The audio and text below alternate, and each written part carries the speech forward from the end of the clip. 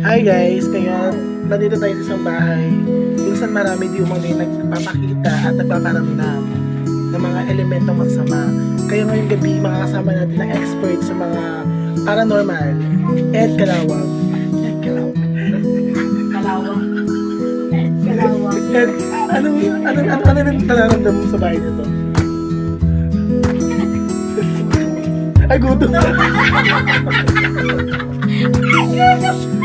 Guys, gutom daw. Daw siya nakikita elemento pero yung tiyan niya gutom na.